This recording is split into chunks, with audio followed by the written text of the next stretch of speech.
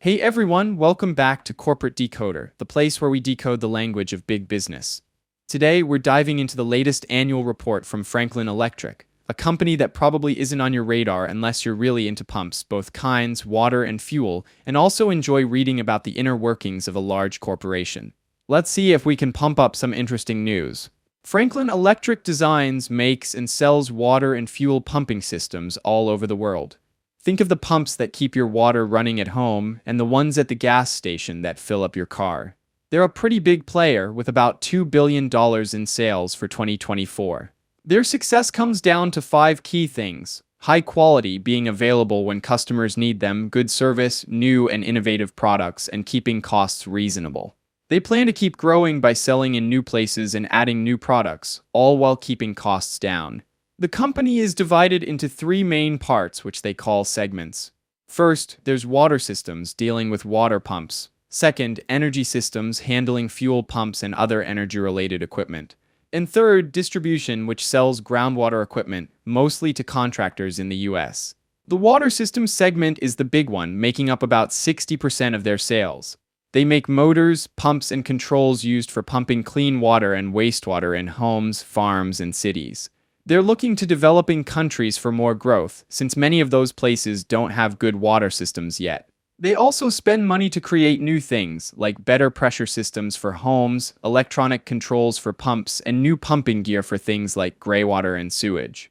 Their biggest competitors in the water business are companies called Grundfos, Pentair, and Xylem. Next up is energy systems. They focus on making and selling fuel pumping systems and monitoring systems. This segment makes all the parts needed between the fuel tank and the gas pump.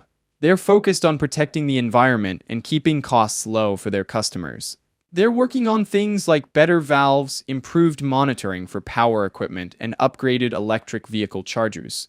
The big competitors in the petroleum equipment world are Vontier and Dover. Finally, there's the distribution segment, which operates as a collection of distributors called the headwater companies.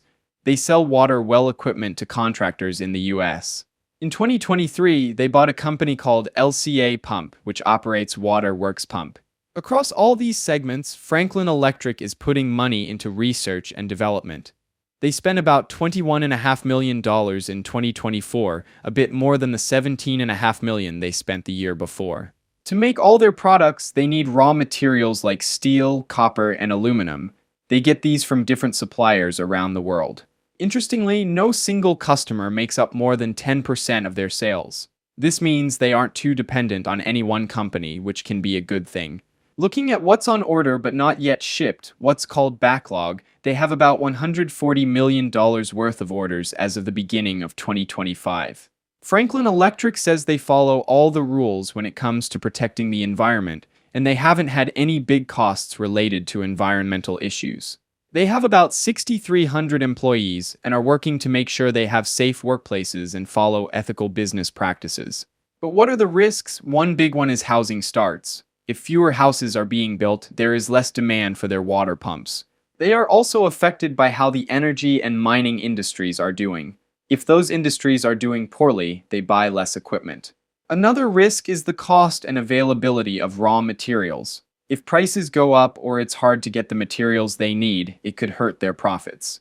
Also, if more communities switch to city water systems or governments put more limits on pumping groundwater, people might not need private wells, which would reduce demand for their products.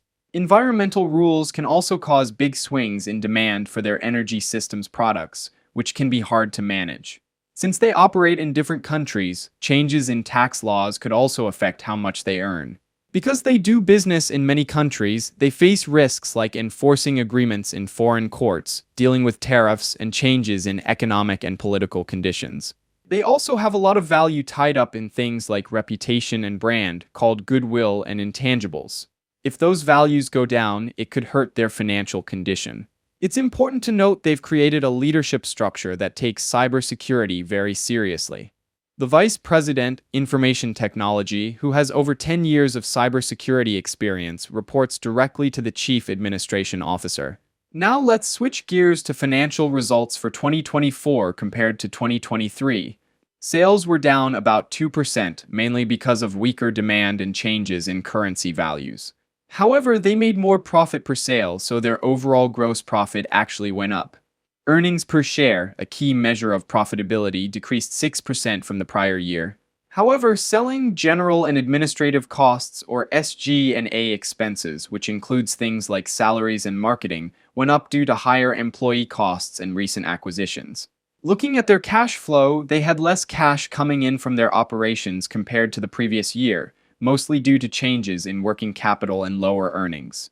When it comes to how they're financing the company, they borrowed more money in 2024 compared to paying down debt in 2023. They have a mix of debts, including some long-term notes, a revolving credit facility, and some smaller debts. They also have obligations for leases and purchases. A key accounting estimate to keep an eye on is how they value their inventory, since that directly affects their profits. They also have to make estimates when they buy other companies, figure out how much things like reputation are worth. Tax calculations require significant estimates by management. Lots of factors could affect their future, including economic conditions, weather, competition, and government regulations. They're also exposed to risks from changes in currency values, interest rates, and commodity prices. Their auditors, Deloitte and Touche, gave them a clean bill of health when it comes to their financial statements and internal controls. Management said that internal controls were effective, but they excluded a recent acquisition from their assessment. So, what's the overall take on Franklin Electric? On the positive side, they are putting money into new tech, and their debt isn't that scary. They sell to different geographic regions, different customers and sectors, reducing the dependence on one over the other. However, a significant downside would be that their sales were down, and the document itself mentions things like housing starts, weather condition, and commodity volatility as direct effects on the state of the company. In all, Franklin Electric seems to be in a good position to maintain or modestly grow, but this will not translate to substantial gains for its shareholders. That's all for this episode. Let me know what you think and which company's report we should analyze next. Subscribe for more in-depth dives into the world of corporate finance and hit the bell so you don't miss our next video.